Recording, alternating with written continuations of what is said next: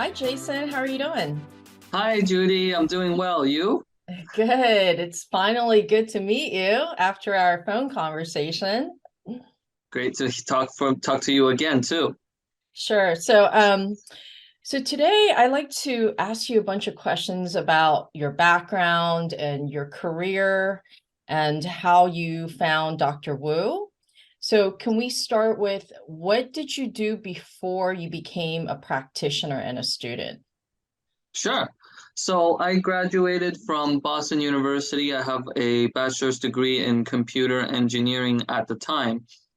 And being in Boston, I started working soon after. I also happened to have a real estate license, so I was kind of also doing that on the side, Yeah. supplement a little bit of income because in the beginning it's a little rough. So I was working for kind of like somewhere between like in startup and internship. I'm not sure whether they were already in the startup phase or whether it was slightly before that. But Right. the I was helping them with coding, and I Okay. was kind of their sole debugger. So it was a very stressful job, and because of that, sometimes I slept at like 5 a.m. or so, Oh, and wow. that really messed up my body.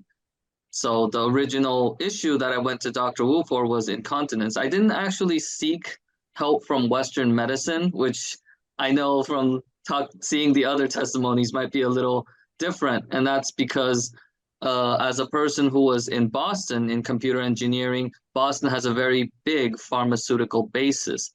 And Mm, because the pharmaceutical is so big here, I went to different kind of talks that they give and all of that.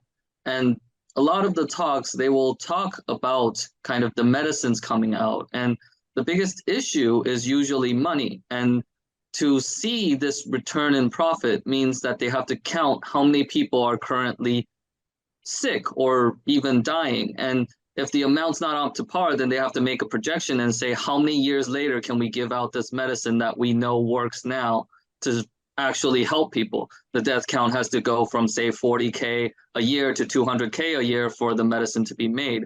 And so it kind of made me a little bit hesitant with right. the current drugs on the market, as I was essentially forward because I knew the drugs that come after, which would be, of course, better than the ones we have now.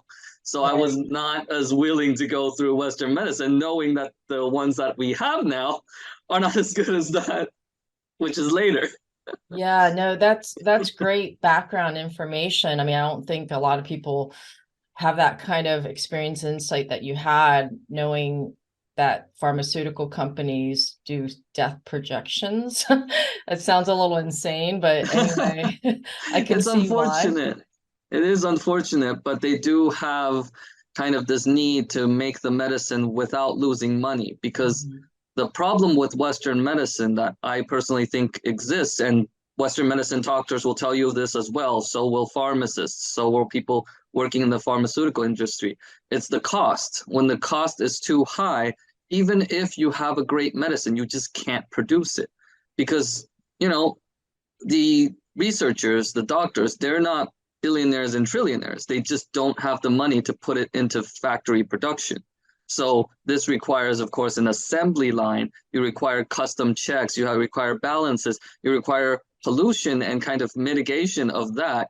And Mhm. then even in the processes, you need to have all these checks in place because being a made medicine means that it's refined. One thing goes wrong and the whole thing can have various very dangerous issues, which is also why I was switching eventually after seeing Dr. Wu to the field in herbal medicine, because I realized that when I go to Mother Earth and I pull an herb from the ground, the check has been done for me. It's Mhm. alive, it's there, it's not dead, it's not broken, and you Right. check it and it's fine. I don't need to have all these complicated associations, and it doesn't require large amounts of money. That's the biggest reason I think of the danger or kind of this issue holding Western medicine back. Right.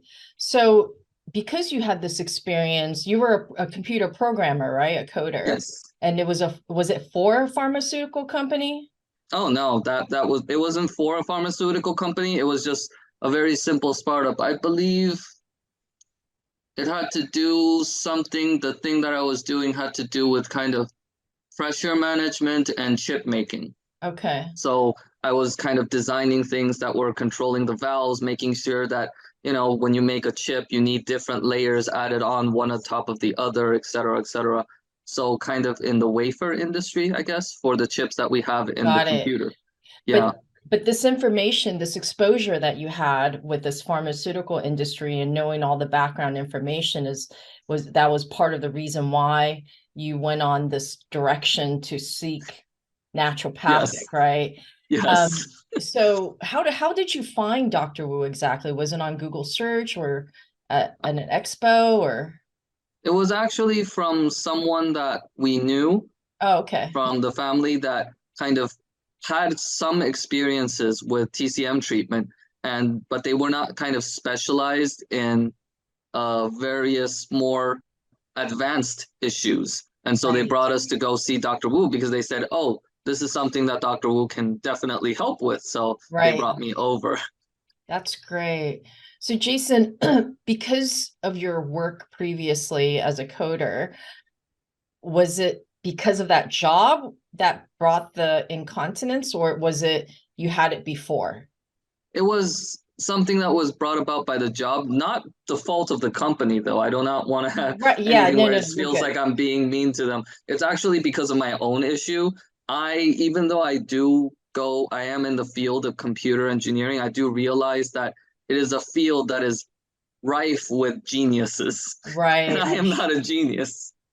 Yeah. And so, even though the workload I think was supposed to be reasonable because I was both new and also barely graduated, I was not able to handle it within a reasonable time. And being a person that is, I believe, as decently responsible, if I may say, I don't want to sound too egotistical. I believe that I have to finish the work. And so it was Mm, partially my fault as well, which is why when patients come in, I always tell them as well, you have to have this life balance, this work life mm, balance. You have to mm. control and manage your health because oftentimes, even patients that run their own business will run their own body to the ground, not because anyone was forcing them, but because they have this sense of responsibility. And it's kind of my job now to tell them, whoa, take off a little bit of a load, hire someone to help. It'll lower your profit margins, but you'll live longer, so Right. you'll actually get to spend those profits. Yeah, no, you definitely hit a major point. I mean, I think this is part of the reason why a lot of Americans are getting sicker is that level of pressure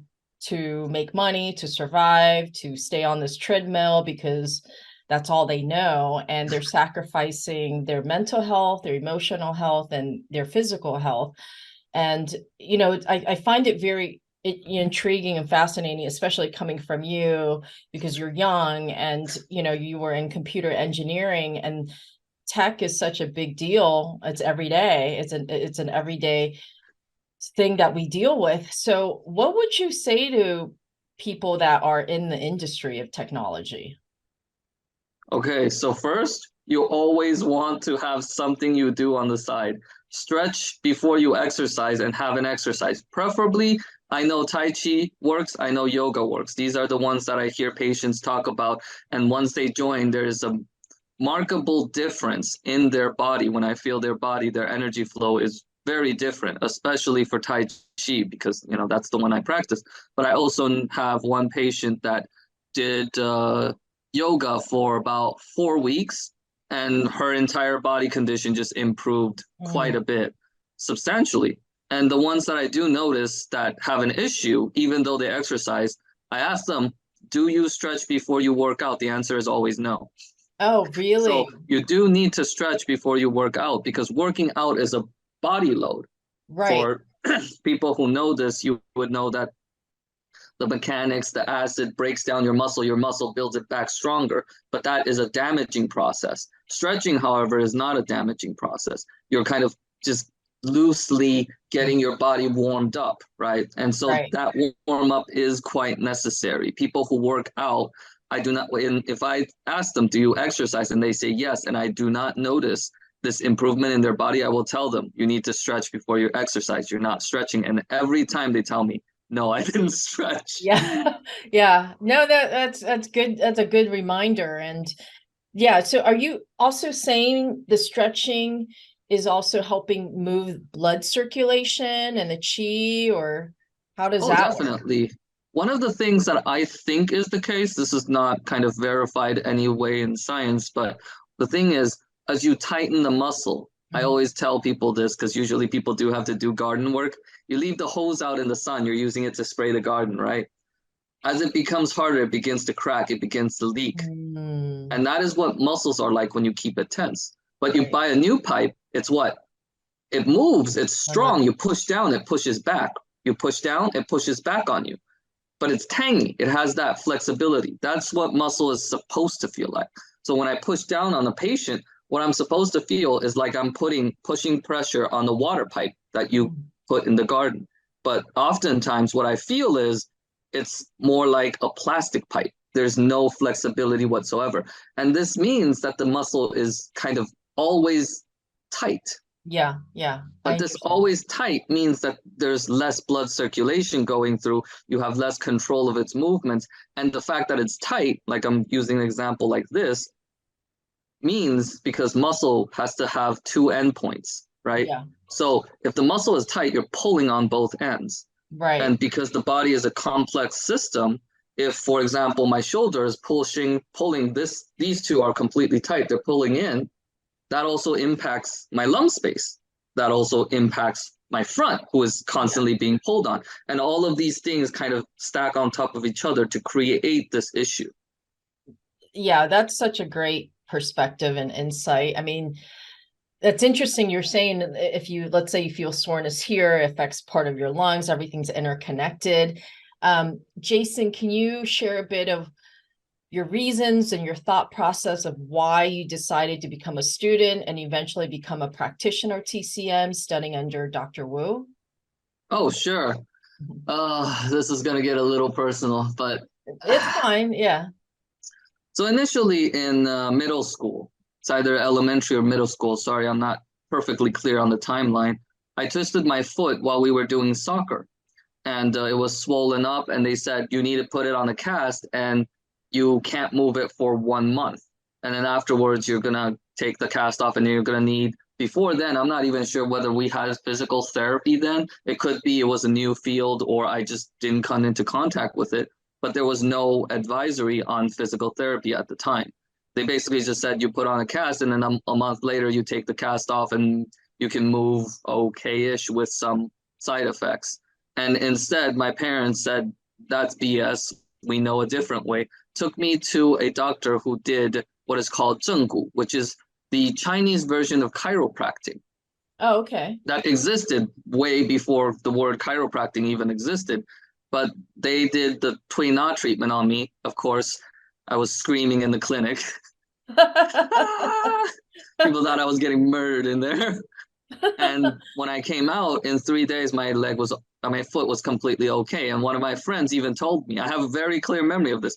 He says, "Wait a second, that's not scientific. How come you can move your foot?" And I said, Oh, interesting. mm, "It's just, I don't know. I guess I'm not scientific. What can I do?" And this was all kind of in the before. Right, right. And then when I was in high school, my father had was diagnosed with late stage prostate cancer. Oh, wow. Mm. Oh, I'm sorry. And it's okay. Yeah. And he went to Taiwan. He had herbal medicine treatment, and it was going kind of decently okay. He had more energy, and he was able to do things better. And because our family was, not very educated on this subject at the time either. And every day, everyone nowadays has the mandatory education. The education is, of course, based on science. So we came back and we switched to from Eastern medicine to Western medicine, not knowing there's a difference. And after chemotherapy, he got weaker and weaker, and Mm. soon wasn't able to Yeah, walk, and soon wasn't able to taste his food, and everything just got worse. And I understand. It's okay, Jason. I appreciate you sharing the story. It's beautiful. I know, thanks for sharing that personal story. So, do you feel that because it hit home so deeply, you wanted to going to the naturopathic and Taoist Chinese medicine to help other people? Was that kind of a Yes, part of, yeah. yes, especially because it gave me a very clear understanding that chemotherapy is simply too strong for the body to handle for many patients. Now, this was when I was in high school. I've heard the technology has improved quite a bit to be less damaging, but its side effects are still quite I strong. know. And if anybody who's watching this would like to just do a quick Google search on chemotherapy and just type in side effects of chemotherapy or something, you can Yeah. get things vomiting, nausea. They're not fun. Yeah. These are very, very strong side effects. And it really kind of motivated me after I met Dr. Wu and realized that this was TCM already had a system of dealing with issues even up to cancer, and that previously he was kind of doing well under this treatment, switching to science and not realizing that the side effects might have been too strong. It really made me Yeah. feel like it was my duty to also help anyone, especially if they had cancer, to help them at least say, here's a path that you can choose to take. Exactly. I totally agree 100%. And I mean, this is a very serious health issue, especially with cancer and the chemotherapy or radiation that the average American is getting on a regular basis. And it's not really resolving much at all. People are getting sicker, and it's Jason, it's very commendable that you're wanting to do this path to help others and help educate them, to let people know, you have another option. This is not the only way. That is the mainstream option. But there's functional medicine, taking things like the herbs and the tuina, the cupping. I mean, you're naturally detoxifying, and that's a whole nother ballgame that we will go into. Um, yeah. So, um, well, thanks for sharing your story about your father, No Jason. problem. So can you share a bit more about when you study under Dr. Wu, what was your experience like with him? So my biggest kind of experience, what I realized that was the most amazing thing about Dr. Wu is he is really showing all of us what you can choose to do. Yeah. And that is something that you rarely find.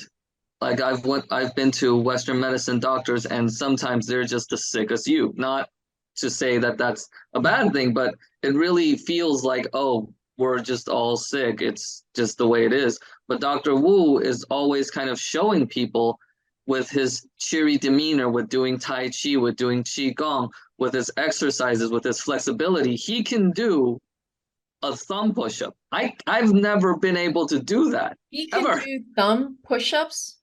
Yes. And not the and I don't mean like the normal push-up, like the full back all the way That's up. that's what I Bruce can't even Lee do that. And that's Dr. what Wu Bruce Lee does. sometimes shows it in Yeah. Qigong. He says, this is the strength that you need. So I still have a ways to go on my twin. To No, be fair though, yeah. most patients you don't need to push that hard. Yeah. Yeah. But no, But when you're Dr. Wu talking really about, shows how yeah, far we can choose to go if we wish to. right. You're saying Dr. Wu can do thumb push-ups literally? Yeah, yeah. Yeah, He's done it on the was is it on YouTube? I believe it's on YouTube. So if you go in, if you join his YouTube group, and now I'm advertising. yeah, We have a Qigong group. There are yeah, many kind of teachers teaching different Qigong and classes, and Dr. Wu has shown doing thumb push up and yeah. three finger push up. I don't remember whether it's just thumb or he did three Okay. finger, but I know it was something that I tried to do and I cannot. Yeah, no, I'm gonna definitely Google that. Bruce Lee does that, the thumb push-ups. Dr. Wu usually just does one. I think it's three finger. It might not be Yeah. thumb. I think he has done thumb once. I'm not 100% sure on that, but I do know that he does three finger more often. Yeah, no, totally. But Bruce Lee did that, right? Yes, Okay. I'm just it's letting you not usual know. that someone has that level of That's strength in their I know fingers. that's what I'm trying to convey is like I didn't know he was at that martial arts level like that. No, it's amazing. So let's go back to your training. What did you learn in TCM exactly? So Dr. Wu, after learning from him for about, it was either a year or two, somewhere between that, he recommended me to go to Beijing University of Traditional Chinese Medicine. He wrote a Mhm. recommendation for me, and I went to the university 5 years and graduated. I came back last year. Yes, Oh wow. 2022 in June was my official graduation, I think. Oh wow. And Okay. so during the Congratulations. Yeah. training, there are different parts. So first you start with fundamentals of traditional Chinese medicine, just all the fundamental stuff. And then you have herbal medicine, and you have diagnosis, you have acupuncture and other methods, which includes cupping, moxibustion, tuina, all of the other methods. And that's because I majored in herbal medicine. There's also a separate major for acupuncture because they specifically separated it out since Western medicine still likes acupuncture more than herbal medicine. And I know the reason why. It's because when you do science, one of the bigger weaknesses right now is even with all the machines we have right now, to prove something works takes so long and requires so much information that proving that an herb works is very difficult. They can prove that its primary component works, but an herb has 100 things in it. And this is why you take a look at Western medicine pills, it's almost still always just one component, maybe a little more than that. But except broad spectrum antibiotics. And even that only came into use recently, I know, because they were talking about herbal medicine and its use, and now they're kind of mixing things. Hmm. Instead, an herb would have 100 things in it. Okay, now how do you prove that this herb is even Right. safe? Do you research 100 things? 10 years for each. That's 1,000 years. Good luck. And Wow. so the acupuncture field major separated out just to make it so easier so that you can take this thing that you can allows you to work under Western medicine if you wish. But Yeah. all of the education now, Beijing University requires I take Western medicine courses as well. So I have biology, cellular biology, pharmacology, anatomy and physiology. I've seen bodies, I've seen the one soaked in formaldehyde, the nervous system, all of that. So it requires us nowadays. One of the things I do notice some people online still don't realize is in the modern age, if you go to someone who has majored in TCM, Hmm. right? Dr. Wu's a PhD in it. This is no longer an era where you'll go to them and be like, they don't even know about cells. People like to joke about that online all the time. Right. Pharmacology and cell bio is required. We know all the Wow. Western medicine things. It just doesn't mean that we believe it's the best option. Yeah, no, no, That's no, all. no, Jason, that's a excellent point, and it's really important that you brought that out because I think a lot of people may think that the TCM is a little woo-woo and, like what you said, not scientifically based, but based on what you said on getting your education was at Beijing University, you said, or Yes, so yeah, Beijing you're University. required to take biology and cellular, well, I don't know what it's called, it's cellular. Cellular biology, pharmacology. Pharmacology is basically the medical kind of the Western medicine, how it functions. I have Yeah. to know about the adrenals. I have to know which medicine to use for which. I know about the heart medicine, what is that they make you pee more, and how does that help release the pressure of the heart. All of that is kind of covered under Yeah. pharmacology. Yeah, that's Very rough pretty, class. yeah. Yeah, no, that's excellent. I mean, I think that's excellent because it's very comprehensive. And now, there's more to back it up with when people say, well, Taoist Chinese medicine, what is that? And I don't think it works. It's, too woo-woo. But the fact that you have biomedicine background and studies in it, that just gives another level of clout and believability. It's just, I've noticed this kind of, I don't want to call it trend, but I have met lately a lot of doctors that have the biomedicine, internal medicine, or osteopathic medicine background, and on top of it they all still want to study Taoist Chinese medicine. They're already an MD in the internal in the Western world, but they all have come to a place where, you know, there's a strengthening when you add the TCM realm into it. Now you have Eastern and Western combined, which is so Yes. much stronger than just singular, so to speak, you know? Yes. But can you talk more about what you see in healthcare and our healthcare crisis? What do you see happening here? So the first one is the cost is way too high. That's very simple. The cost is way too high. I'm sure every American can hear this and go, yes, medicine is too expensive. Like you look Yes. at the bill, if you don't have the insurance, you are not able to afford that. This goes for cars as well. It's Yeah. all at a point. The movement of science makes things better, more complex, but in turn, it makes the cost of creating things higher. This Yeah. is a conversation I had with someone who had a master's degree, and I told him, do you think Western medicine could have created acupuncture if it wasn't for TCM? I said, I do not believe that. I believe the answer is no, there is no way. And the reason why is if you take a look at Western medicine, its progress is AI. It wants to make things more complex. It is the Mm. natural flow of science because as things become more complex, you can solve more issues. It is a bottom up approach. TCM is the opposite. TCM is a top down approach. First, you have to say that the body, the mind, the spirit, they are all one. Then you can talk TCM. Then you talk energy, yin and yang. You talk Mhm. that there is an energy balance within your body. And if you can restore this balance, the body naturally heal itself. So this differentiation means that TCM is always looking for how can I resolve this in a cheaper and more efficient way, while science is always saying, how can I do that with technology, which is by default something that becomes more complex and more expensive.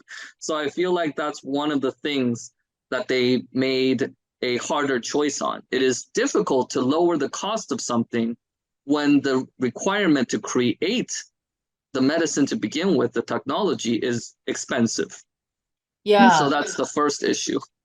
Hmm. I think the foremost as well. The second would be more on the side effect issue is when you refine these drugs and the drugs are targeted, a lot of times your body doesn't know how to deal with it. I tell people this example all the time. I hope you don't mind a little bit of politics, but I'm Yeah, not that's gonna fine. side with anything.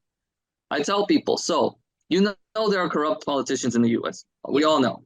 There's corrupt politicians everywhere in the world, and everyone knows that that's the case. Now imagine today if China decided to send an assassin and just kill someone who's corrupt and they said, we're here to help you. Would you believe it? Right. Hard, right? When you give it this medicine that is concentrated and forced to do specific things to your body, I notice that oftentimes the body doesn't know how to react. It's confused, it's fighting you, right? This is why we have immunosuppressants for Western medicine. When you have this overactive immune system, the Western medicine standard practice is to suppress it. In TCM, we don't quite believe that. We believe that if your immune system is fighting yourself, your immune system is too weak. Here's another example. I know this will make it easier for people who are watching to understand. So imagine there's a murderer, right? He's ran away and you don't know where he is. Now he ends up in an all girls middle school. How panicked do you think the police is? Right. Pretty Yeah. panicked, right? Yeah. Now Yeah. imagine instead you find out this person accidentally flipped over a fence and ended up in the Navy SEALs training base. Now, how worried are you? Right. Ah, that is how TCM sees immune reaction. Not all. Sometimes it can be over, and you do have ways to help the immune system decrease when it realizes, oh, I'm going overboard. But there are times when the immune is too strong, TCM will actually strengthen your immune system on top of that, and the issue will resolve itself. And that's because TCM recognizes there's this issue where your immune system is jacked up because it's scared. It doesn't realize what's going on. And and Western medicine would only suppress that, which wouldn't quite help. Right. No, they're great analogies, Jason. So from what I got from you, cost, side effects, and what I'm calling the third is natural frequency, because you're basically saying in your analogies of those last two examples is TCM is a way to naturally adapt to the body of what it's needed instead of like this shotgun of, get this completely healed and a larger dose. It's also you're an herbologist now? Yes, Okay, so the herbs naturally have medicinal properties in it, of right? course. Yeah, so that's why it works. And, Yes. it's just really interesting because you would think common sense, like in a common sense level, that you would want to put natural, earthly, medicinal plants into you instead of pharmaceutical. You think that's a natural way of thinking. I would think that. Why is it that people don't think in that manner and just think that, is it because they think the technology or the pharmaceutical and drugs is just a more potent level of healing? Or I'm just trying to understand this. Like, why Sure. would So the initial reason why Western medicine was able to kind of become so big and grow into this situation where it's a basically global industry instead of just a national level is because the benefits of Western medicine is that it's infinitely repeatable. And that is something that I will always commend them on. The infinite repeatability of it makes things a lot easier. When you know exactly what vitamin C does, you can say, okay, people, if you've been at sea for too long, you need vitamin C for sure, right, guaranteed. right. And we can process it into a pill. This is a very potent form of it. All you need is one bottle, and you're out at sea forever. You're pretty much set for months and months on end.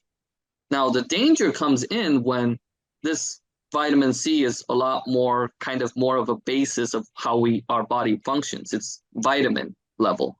When you have medicines that alter your body, then it becomes harder because its potency is much higher than natural. We say this as because I know this is a joke online as well, where there's just like, oh, it's natural, therefore it's better is BS. I mean, technically, yes, but what people mean when they say it's natural, therefore it's better is on the basis of life. So I'm alive, you're alive, right? Yeah. A plant is alive, a fish is alive. Anything that is alive, its internal balance must be at a way where the life is sustainable. And because of that, when you take herbs, when you take things like that, it's less harmful to your body. Why? Because the object that you're taking itself had to balance itself to have been alive at some point. This is not the case for Western medicine. It is just one component. And if that component alters 20 things, and one of those doesn't agree with your body is going to have issues. And that's the difference. In Western medicine, you can think of us as all a car, and the Western medicine doctor is the mechanic. He is trying to fix you. He is going in and working on you. Now, this is something that patients say as well when they come to us, when they come to TCM. We see them as a person. My goal is always to help you deal with your body, something that you can maintain with Tai Chi, with Qigong, with your understanding, with your spirit, with all of these things combined. It is you doing the work. Dr. Wu always says, we do 30%, the 70 is on them. And this gives them this feeling of strength. This gives them this confidence. It is them in charge of their life. Whereas when you go to Western medicine, no offense to them, it often feels like, okay, you go to sleep, you go on a table, and someone is fixing you. You are not in control of your own body. Your body's broken. It sucks, and it is the way it is. We're going to give you pills. We're going to cut pieces off, etc. And for us, we really do try our best. Surgery is sometimes necessary, but we try our best not to get to that point because we hope that your body itself could maintain. Yeah. Do you have any words of gratitude for Dr. Wu? Yes, for sure. I would say I want to thank Dr. Wu for really teaching me the true kind of the true method of TCM, which is to both lead by example and to help people in body, mind, and spirit. And this core philosophy, even though you learn about it in school, you have to really see it in practice. And Dr. Wu's energy, his happiness, his overwhelming sense of duty and really pushes this and makes me realize that, this is what a doctor should be like. That's wonderful. And do you have any last message to the world about TCM? I'll use this as a time to be of homage for Dr. Wu as well. So I'll add one phrase to his. I say, fill yourself with love, and in Dr. Wu's phrase, enjoy life. If you have these two, you will find a lot more of your issues will disappear, because so much of our life right now is from stress, whether it's looking too much into politics, into local news, into crime, into all these things that worry you, that we forget ourselves to all of these negative things. But if we fill ourselves with love and enjoy life and do things in a way that cares for ourselves, a lot of issues will disappear on their own as your body heals itself. That's awesome. A beautiful spiritual message there, Jason. Thank you for your time. Love talking Thank you with very much, you. Judy. And hopefully I get to interview you again. Thanks, I would Jason. look forward to talking to you more too. Yes. Thank you, Jason. Thank you. Bye-bye. Bye.